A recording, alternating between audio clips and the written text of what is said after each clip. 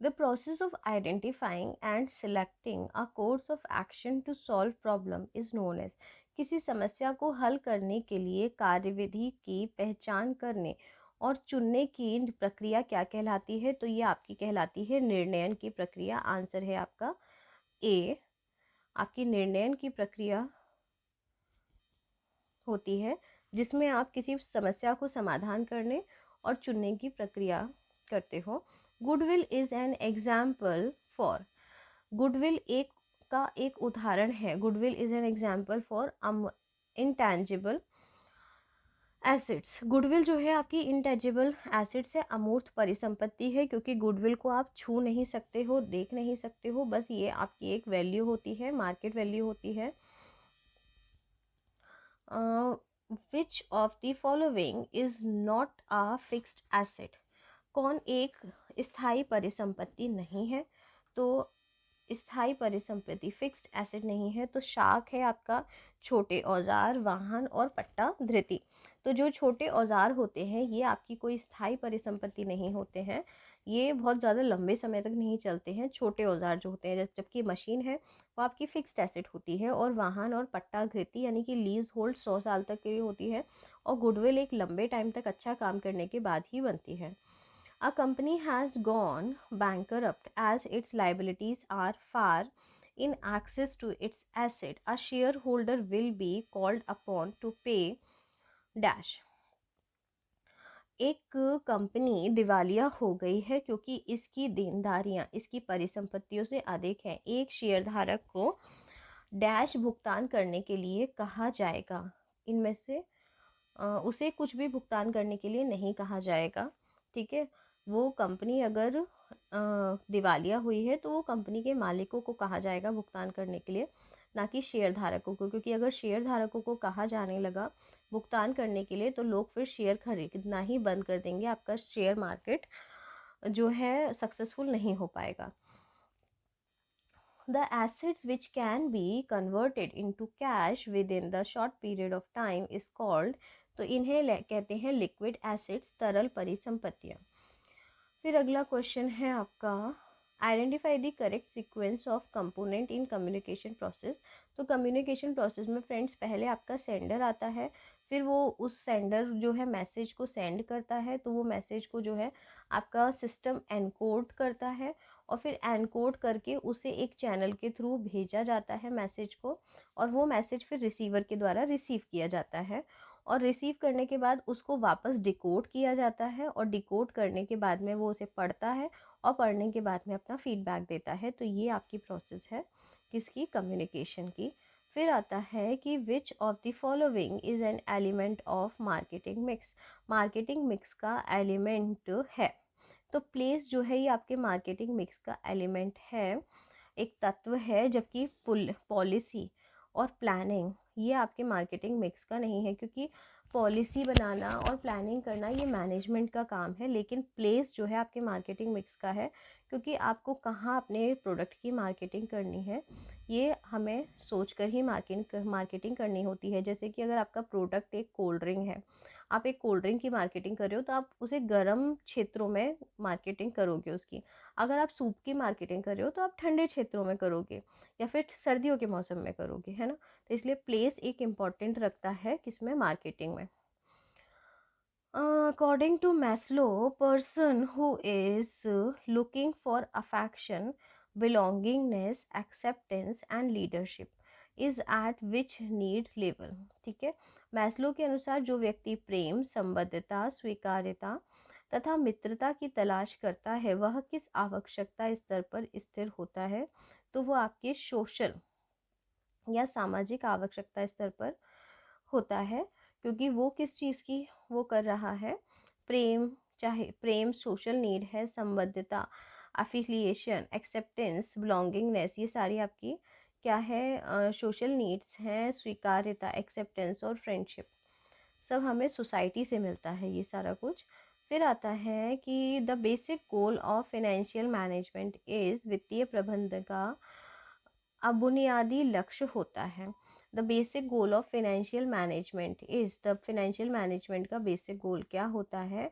Financial manager हमेशा चाहता है कि जो प्रॉफिट है उसे ज़्यादा से ज़्यादा बढ़ाया जा सके, तो प्रॉफिट मैक्सिमाइजेशन आपकी फाइनेंशियल मैनेजमेंट का गोल हो जाएगा।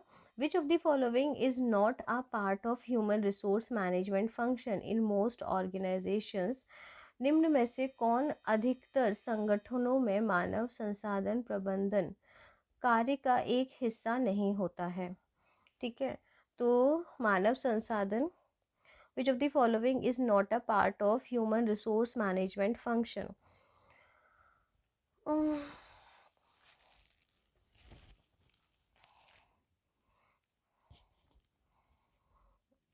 निम्नलिखित में से कौन अधिकतर संगठनों में मानव संसाधन प्रबंध कार्य का हिस्सा नहीं होता है? तो आपका सैंक्शनिंग जो है ये ह्यूमन रिसोर्स मैनेजमेंट का काम नहीं है, जबकि ट्रेनिंग, परफॉर्मेंस अप्रेजल यानी कि प्रदर्शन मूल्यांकन और ह्यूमन रिसोर्स प्लानिंग ये आपके ह्यूमन रिसोर्स मैनेजमेंट का हिस्सा है। फिर आता है the inner readiness of a person to perform certain actions is called, किसी निश्चित कार्य को संपन्न करने के लिए किसी व्यक्ति की आंतरिक तैयारी क्या कहलाती है? तो वो आपकी मोटिवेशन कहलाती है। जब भी आपको अंदर से, अंतः मन से आपको जब काम करने की प्रेरणा होती है, मन करता है, तो उसे प्रेरणा कहा जाता है, आंतरिक प्रेरणा कहा जाता है। What type of commerce occurs when a business sells its product over the internet to other businesses? ठीक है, जब कोई व्यवसाय अपने उत्पाद को इंटरनेट के पर अन्य व्यवसायों को बेचता है तो इसे कहा जाता है एंटरप्राइज कॉमर्स। ठीक है, तो इसे क्या कहते हैं? एंटरप्राइज कॉमर्स कहते हैं, क्योंकि एक एंटरप्राइज दूसरे एंटरप्राइज को बेच रहा है। What term refers to an organizational ability to tailor its product and services to its customers? किसी संगठन के अपने ग्राहकों के अनुकूल अपने उत्पाद तथा सेवाओं में फेरबदल करने की क्षमता क्या कहलाती है? तो वो कहलाती है मास कम्युनिकेशन। ठीक है, तो ये क्या होता है कि who terms refers to an organization ability to tailor its product and services to an organization। किसी संगठन के अपने ग्राहकों के अनुकूल अपने उत्पादों और सेवाओं के फेर बदल करने की क्षमता क्या कहलाती है? तो ये आपकी मास कस्टमाइजेशन कहलाती है। फिर आता है कि सेल्स प्रमोशन इंक्लूड्स, विक्रय संवर्धन शामिल होता है। तो विक्रय संवर्धन में आपका एडवर्टीजमेंट होता है, पर्सनल सेलिंग होता है, कर्मचारी विक्रय होता है और पब्लिसिटी होता है। मतलब आपको अगर एक प्रोडक्ट बेचना होता है तो आप उसका एडवर्टीजमेंट देते हो, विज्ञापन देते हो, डोर टू डोर सेलिंग करवाते हो, इसे पर्सनल सेलिंग बोलते हैं, और उसकी पब्लिसिटी करवाते हो, उसका प्रचार करवाते हो। ठीक है, फिर आता है द स्ट्रेंथ,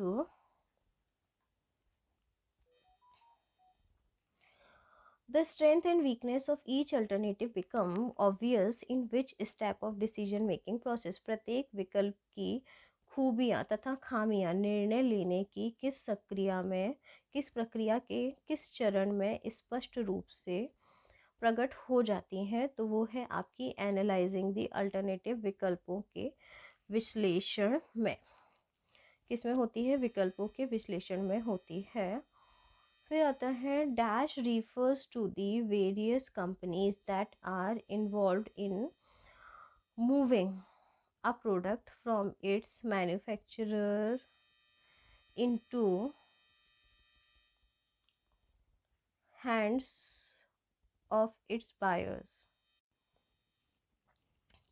उन विभिन्न कंपनियों से जुड़ा होता है जो किसी उत्पाद को उसके निर्माता से उसके खरीदारों के हाथ में पहुंचाने की प्रक्रिया में शामिल होता है।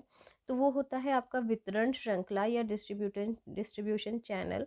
डिस्ट्रीब्यूशन चैनल के माध्यम से आप किसी उत्पाद को उसके निर्माता से उसके खरीदार के हाथों तक पहुंचाते हो। फिर आता है कि timely repayment of loans results. ऋणों को समय पर चुकाने से क्या होता है? ऋणों को समय पर चुकाने से उसकी रेपुटेशन अच्छी होती है, कोई तनाव नहीं होता है और easily availability of loan in future होती है। ठीक है, ऋणों को समय पे चुकाने से क्या होता है कि आपको कोई टेंशन नहीं होती है, रेपुटेशन ठीक रहती है और आपको आगे इजी लोन मिल जाता है। PERT a statistic tool PERT a statistic tool used in project management standard for PERT एक सांख्यिकी टूल जिसका इस्तेमाल प्रोजेक्ट प्रबंध में किया जाता है। इसका संक्षिप्त रूप क्या है? PERT होता है program evaluation and review technique. PERT का फुल फॉर्म क्या होता है? Program evaluation and review technique. एक बार फिर से देख लो कि जो PERT है वो किस में यूज़ होता है। एक सांख्यिकी टूल है जिसका इस्तेमाल किस में करते हैं? प्रोजेक्ट मैनेजमेंट में या प्रोजेक्ट प्रबंध में किया जाता है। और PERT का फुल फॉर्म होता है program evaluation and review technique. अगला क्वेश्चन है आपका, which of the following is not an element of management process? निम्नलिखित में से कौन प्रबंध प्रक्रिया का एक तत्व नहीं है? तो प्राइसिंग या मूल्य निर्धारण जो है एक प्रबंध प्रक्रिया का तत्व नहीं है। प्रबंध प्रक्रिया का तत्व क्या नहीं है? प्राइसिंग या मूल्य निर्धारण प्रबंध प्रक्रिया का तत्व नहीं है। फिर आता है the financial statement that shows the financial position of an enterprise at a particular point of time is the, ठीक है, the financial statement that show the financial position of an enterprise at a particular point in time. वह वित्तीय विवरण जो किसी विशेष समय में किसी उपक्रम की वित्तीय स्थिति को दर्शाता है वो होता है बैलेंस शीट। ठीक है, वह वित्तीय विवरण जो किसी विशेष समय में किसी उपक्रम की वित्तीय स्थिति को दर्शाता है वो कहलाता है आपका बैलेंस शीट। ठीक है, बैलेंस शीट क्या होती है? एक ऐसा वित्तीय विवरण होता है जो किसी विशेष समय में किसी उपक्रम की वित्तीय स्थिति को दर्शाता है, उसे कहा जाता है बैलेंस शीट। ठीक है, बैलेंस शीट आपके किसी भी उपक्रम मतलब आपके बिजनेस की, एंटरप्राइज की वित्तीय स्थिति को दर्शाती है कि आपके पास कितने एसेट्स हैं, कितनी लाइबिलिटीज़ हैं। विच of the following is not an, इसीलिए जब अकाउंटिंग का प्रोसेस होता है तो बैलेंस शीट उसमें लास्ट में बनती है। Which of the following is not an objective of management of information system, MIS। MIS का ऑब्जेक्टिव नहीं है। Which of the following is not an objective of MIS, management information system. MIS का full form याद कर लीजिए, management information system. MIS का full form क्या होता है? मैनेजमेंट इंफॉर्मेशन सिस्टम होता है। तो रिक्रूट पीपल फॉर ऑर्गेनाइजेशन ये मैनेजमेंट इंफॉर्मेशन सिस्टम का ऑब्जेक्टिव नहीं है। जबकि सपोर्ट डिसीजन मेकिंग होता है, कोई भी इंफॉर्मेशन आपको करेक्ट मिलेगी तो आपको डिसीजन मेकिंग में सपोर्ट मिलेगा उससे। रिक्रूट पीपल फॉर ऑर्गेनाइजेशन ये नहीं होता है, ये किसका होता है? ये HR का होता है। फिर आता है provide requisite information at each level of management. ठीक है, प्रबंधन के हर स्तर का आवश्यक सूचना प्रदान करना। ठीक है, provide requisite information at each level of management. फिर आता है फैसिलिटेट डिसीजन मेकिंग, निर्णय लेने की प्रक्रिया को सुगम बनाना। ये MIS का ऑब्जेक्टिव होता है, निर्णय लेने की प्रक्रिया को सुगम बनाना, निर्णय लेने की प्रक्रिया में सहायता करना और प्रबंध के हर स्तर पर आवश्यक सूचना प्रदान करना। फिर आता है the basic managerial skills are or is, मूल प्रबंधकीय कौशल है। मूल प्रबंधकीय कौशल तो एक प्रबंधक जो होता है उसे सुपरवाइज का काम भी करना होता है और उसे स्टिमुलेट उत्प्रेरित भी करना होता है, उसे मोटिवेट भी करना होता है। और आपका जो है तो इसका आंसर हो जाएगा उपरोक्त सभी, क्योंकि external environment refers to forces and institution outside the organization that potentially can affect the organization's performance। ठीक है, बाह्य परिवेश का अर्थ क्या होता है? संगठन के बाहर के वे तत्व और संस्थाएं जो उस संगठन के प्रदर्शन को सशक्त रूप से प्रभावित कर सकती हैं। ठीक है, फिर आता है which of the following are self management strategies. Self management strategies आपकी कौन कौन सी होती हैं, आत्म प्रबंधन की रणनीतियाँ कौन कौन सी हैं, self set goals, self observation और सेल्फ रिवॉर्ड, ये सारे जो हैं आपके आत्म प्रबंधन की रणनीतियाँ हैं। सेल्फ मैनेजमेंट और आपका सेल्फ मैनेजमेंट स्ट्रैटेजीज में आता है कि आप अपने खुद के आत्म निर्धारित लक्ष्य, अपने खुद के लक्ष्य तय करो, आत्म निरीक्षण, अपना खुद का निरीक्षण करो, और आत्म पुरस्कार, अच्छा काम करने पर आप स्वयं को पुरस्कार दें। तो ये सभी जो होती हैं आपकी आत्म प्रबंधन की रणनीतियाँ होती हैं। Which of the following is not true concerning the difference between managers and leaders? ठीक है, निम्नांकित में से कौन प्रबंधकों और लीडरों के बीच का सही अंतर नहीं देता है? सही अंतर नहीं देता है इससे ज़्यादा इंपॉर्टेंट है अगर हम वो चीज़ें देखें जो सही अंतर देता है। ठीक है, एक बार पहले आंसर बताती हूँ, फिर बाकी का भी देखेंगे।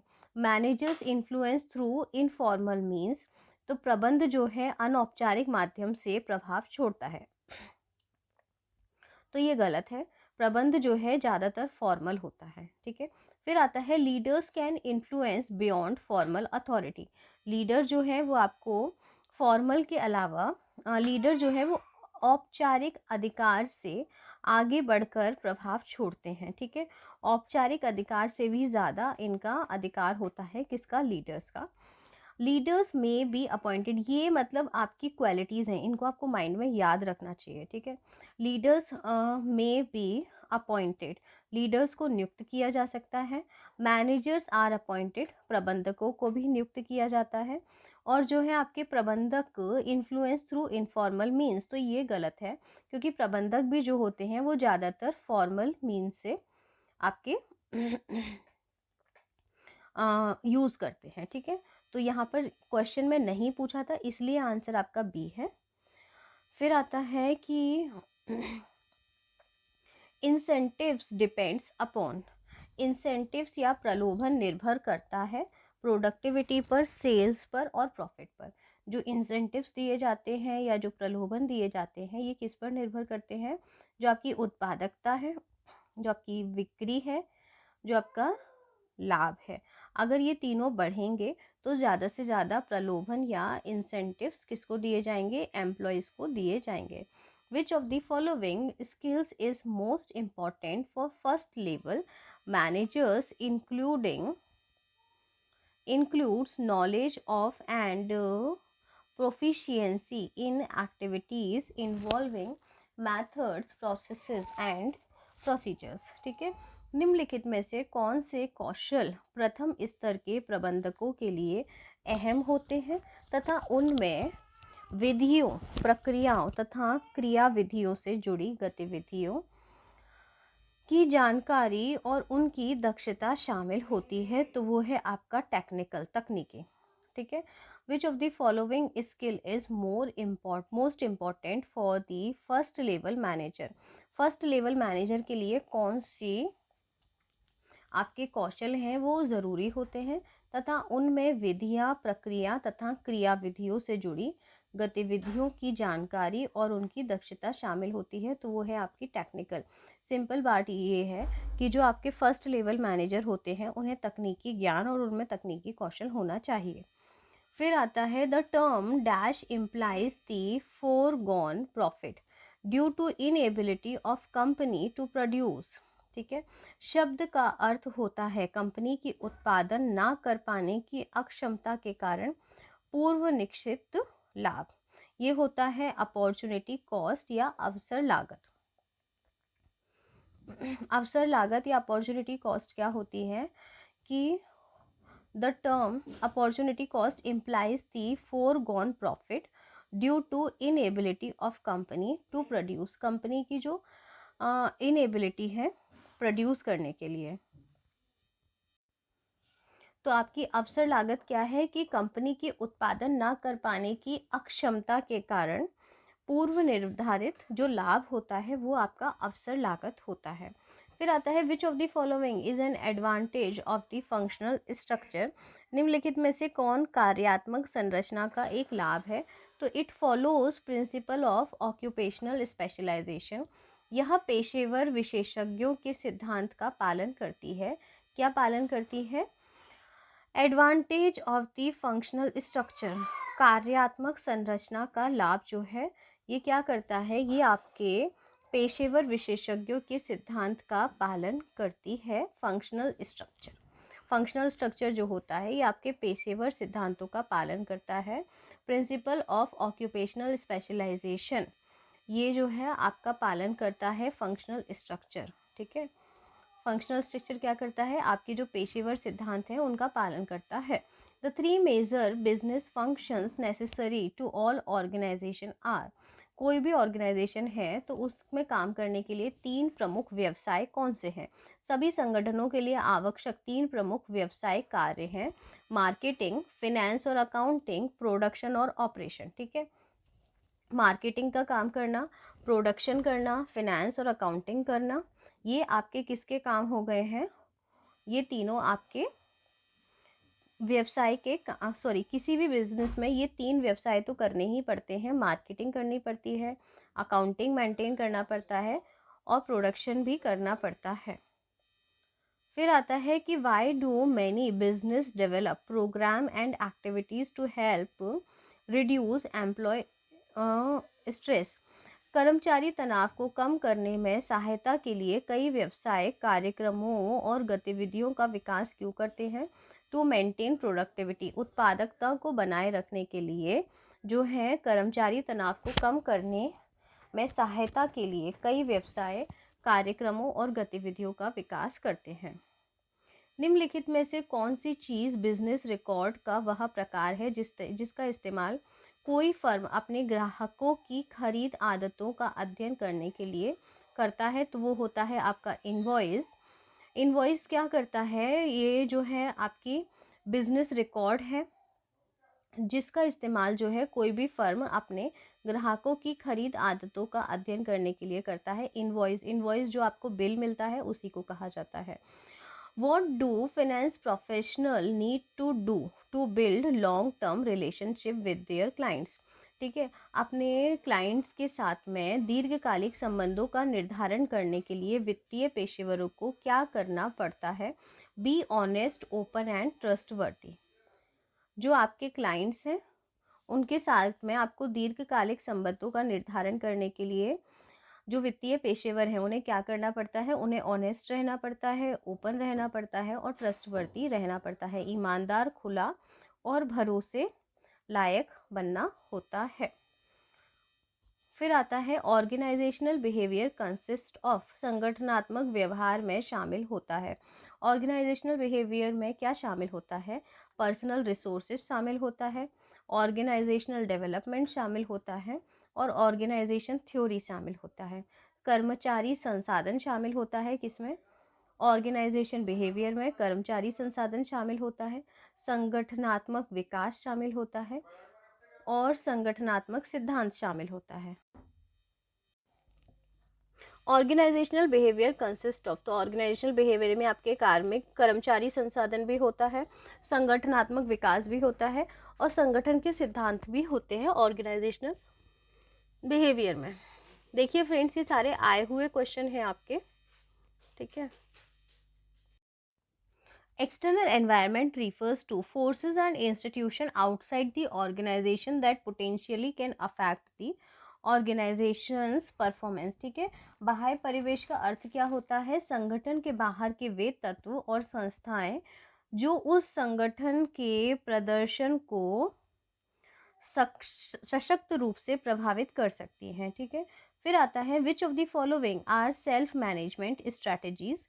सेल्फ मैनेजमेंट स्ट्रैटेजीज आपकी कौन कौन सी होती हैं, आत्म प्रबंधन की रणनीतियाँ कौन कौन सी हैं, self set goals, self observation और सेल्फ रिवॉर्ड, ये सारे जो हैं आपके आत्म प्रबंधन की रणनीतियाँ हैं। सेल्फ मैनेजमेंट और आपका सेल्फ मैनेजमेंट स्ट्रैटेजीज में आता है कि आप अपने खुद के आत्म निर्धारित लक्ष्य, अपने खुद के लक्ष्य तय करो, आत्म निरीक्षण, अपना खुद का निरीक्षण करो और आत्म पुरस्कार, अच्छा काम करने पर आप स्वयं को पुरस्कार दें। तो ये सभी जो होती हैं आपकी आत्म प्रबंधन की रणनीतियाँ होती हैं। Which of the following is not true concerning the difference between managers and leaders, ठीक है, निम्नलिखित में से कौन प्रबंधकों और लीडरों के बीच का सही अंतर नहीं देता है। सही अंतर नहीं देता है इससे ज़्यादा इंपॉर्टेंट है अगर हम वो चीज़ें देखें जो सही अंतर देता है, ठीक है। एक बार पहले आंसर बताती हूँ, फिर बाकी के भी देखेंगे। Managers influence through informal means, तो प्रबंध जो है अनौपचारिक माध्यम से प्रभाव छोड़ता है, तो ये गलत है। प्रबंध जो है ज़्यादातर फॉर्मल होता है, ठीक है। फिर आता है leaders can influence beyond formal authority. Leader जो है वो आपको फॉर्मल के अलावा लीडर जो है वो औपचारिक अधिकार से आगे बढ़कर प्रभाव छोड़ते हैं, ठीक है। औपचारिक अधिकार से भी ज़्यादा इनका अधिकार होता है, किसका, लीडर्स का। लीडर्स में बी अपॉइंटेड, ये मतलब आपकी क्वालिटीज़ हैं, इनको आपको माइंड में याद रखना चाहिए, ठीक है। लीडर्स में बी अपॉइंटेड, लीडर्स को नियुक्त किया जा सकता है। मैनेजर्स आर अपॉइंटेड, प्रबंधकों को भी नियुक्त किया जाता है। और जो है आपके प्रबंधक इन्फ्लुएंस थ्रू इनफॉर्मल मीन्स, तो ये गलत है, क्योंकि प्रबंधक भी जो होते हैं वो ज़्यादातर फॉर्मल मीन्स से आपके यूज़ करते हैं, ठीक है। तो यहाँ पर क्वेश्चन में नहीं पूछा था, इसलिए आंसर आपका बी है। फिर आता है कि इंसेंटिव्स डिपेंड्स अपॉन, इंसेंटिव्स या प्रलोभन निर्भर करता है प्रोडक्टिविटी पर, सेल्स पर और प्रॉफिट पर।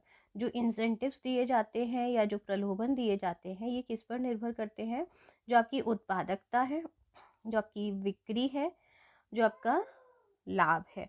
अगर ये तीनों बढ़ेंगे तो ज़्यादा से ज़्यादा प्रलोभन या इंसेंटिव्स किसको दिए जाएंगे, एम्प्लॉयज़ को दिए जाएंगे। Which of the following skills is most important for first level managers, includes knowledge of and proficiency in activities involving methods, processes and procedures, ठीक है। निम्नलिखित में से कौन से कौशल प्रथम स्तर के प्रबंधकों के लिए अहम होते हैं तथा उनमें विधियों, प्रक्रियाओं तथा क्रियाविधियों से जुड़ी गतिविधियों की जानकारी और उनकी दक्षता शामिल होती है, तो वो है आपका टेक्निकल, तकनीकी, ठीक है। Which of the following skill is most important for the first level manager, first level manager के लिए कौन सी आपके कौशल हैं वो ज़रूरी होते हैं तथा उनमें विधियाँ, प्रक्रिया तथा क्रियाविधियों से जुड़ी गतिविधियों की जानकारी और उनकी दक्षता शामिल होती है, तो वो है आपकी टेक्निकल। सिंपल बात ये है कि जो आपके फर्स्ट लेवल मैनेजर होते हैं उन्हें तकनीकी ज्ञान और उनमें तकनीकी कौशल होना चाहिए। फिर आता है the term dash implies the foregone profit due to inability of company to produce, ठीक है। शब्द का अर्थ होता है कंपनी की उत्पादन ना कर पाने की अक्षमता के कारण पूर्व निश्चित लाभ, ये होता है अपॉर्चुनिटी कॉस्ट या अवसर लागत। अवसर लागत या अपॉर्चुनिटी कॉस्ट क्या होती है कि the term opportunity cost implies the foregone profit due to inability of company to produce, company की जो इनएबिलिटी है प्रोड्यूस करने के लिए। तो आपकी अवसर लागत क्या है कि कंपनी की उत्पादन ना कर पाने की अक्षमता के कारण पूर्व निर्धारित जो लाभ होता है वो आपका अवसर लागत होता है। फिर आता है which of the following is an advantage of the functional structure, निम्नलिखित में से कौन कार्यात्मक संरचना का एक लाभ है, तो it follows principle of occupational specialization, यह पेशेवर विशेषज्ञों के सिद्धांत का पालन करती है। क्या पालन करती है, advantage of the functional structure, कार्यात्मक संरचना का लाभ जो है ये क्या करता है, ये आपके पेशेवर विशेषज्ञों के सिद्धांत का पालन करती है। फंक्शनल स्ट्रक्चर, फंक्शनल स्ट्रक्चर जो होता है ये आपके पेशेवर सिद्धांतों का पालन करता है। प्रिंसिपल ऑफ ऑक्यूपेशनल स्पेशलाइजेशन, ये जो है आपका पालन करता है फंक्शनल स्ट्रक्चर, ठीक है। फंक्शनल स्ट्रक्चर क्या करता है, आपके जो पेशेवर सिद्धांत हैं उनका पालन करता है। The three major business functions necessary to all organization are, कोई भी ऑर्गेनाइजेशन है तो उसमें काम करने के लिए 3 प्रमुख व्यवसाय कौन से हैं? सभी संगठनों के लिए आवश्यक 3 प्रमुख व्यवसायिक कार्य हैं: मार्केटिंग, फिनेंस और अकाउंटिंग, प्रोडक्शन और ऑपरेशन। ठीक है, मार्केटिंग का काम करना, प्रोडक्शन करना, फिनेंस और अकाउंटिंग करना, ये आपके किसके काम हो गए हैं? ये तीनों आपके व्यवसाय के सॉरी किसी भी बिजनेस में ये 3 व्यवसाय तो करने ही पड़ते हैं। मार्केटिंग करनी पड़ती है, अकाउंटिंग मेंटेन करना पड़ता है और प्रोडक्शन भी करना पड़ता है। फिर आता है कि why do many business develop program and activities to help reduce employee stress. कर्मचारी तनाव को कम करने में सहायता के लिए कई व्यवसाय कार्यक्रमों और गतिविधियों का विकास क्यों करते हैं? टू मेंटेन प्रोडक्टिविटी, उत्पादकता को बनाए रखने के लिए जो है कर्मचारी तनाव को कम करने में सहायता के लिए कई व्यवसाय कार्यक्रमों और गतिविधियों का विकास करते हैं। निम्नलिखित में से कौन सी चीज़ बिजनेस रिकॉर्ड का वह प्रकार है जिसका इस्तेमाल कोई फर्म अपने ग्राहकों की खरीद आदतों का अध्ययन करने के लिए करता है? तो वो होता है आपका इनवॉइस। इनवॉइस क्या करता है? ये जो है आपकी बिजनेस रिकॉर्ड है जिसका इस्तेमाल जो है कोई भी फर्म अपने ग्राहकों की खरीद आदतों का अध्ययन करने के लिए करता है। इनवॉइस जो आपको बिल मिलता है उसी को कहा जाता है। What do finance professional need to do to build long term relationship with their clients? ठीक है, अपने क्लाइंट्स के साथ में दीर्घकालिक संबंधों का निर्धारण करने के लिए वित्तीय पेशेवरों को क्या करना पड़ता है? Be honest, open and trustworthy. जो आपके क्लाइंट्स हैं उनके साथ में आपको दीर्घकालिक संबंधों का निर्धारण करने के लिए जो वित्तीय पेशेवर हैं उन्हें क्या करना पड़ता है? उन्हें ऑनेस्ट रहना पड़ता है, ओपन रहना पड़ता है और ट्रस्टवर्दी रहना पड़ता है। ईमानदार, खुला और भरोसे लायक बनना होता है। फिर आता है ऑर्गेनाइजेशनल बिहेवियर कंसिस्ट ऑफ, संगठनात्मक व्यवहार में शामिल होता है। ऑर्गेनाइजेशनल बिहेवियर में क्या शामिल होता है? पर्सनल रिसोर्सेज शामिल होता है, ऑर्गेनाइजेशनल डेवलपमेंट शामिल होता है और ऑर्गेनाइजेशन थ्योरी शामिल होता है। कर्मचारी संसाधन शामिल होता है किसमें? ऑर्गेनाइजेशन बिहेवियर में कर्मचारी संसाधन शामिल होता है, संगठनात्मक विकास शामिल होता है और संगठनात्मक सिद्धांत शामिल होता है। ऑर्गेनाइजेशनल बिहेवियर कंसिस्ट ऑफ, तो ऑर्गेनाइजेशनल बिहेवियर में आपके कार्मिक कर्मचारी संसाधन भी होता है, संगठनात्मक विकास भी होता है और संगठन के सिद्धांत भी होते हैं ऑर्गेनाइजेशनल बिहेवियर में। देखिए फ्रेंड्स, ये सारे आए हुए क्वेश्चन हैं आपके।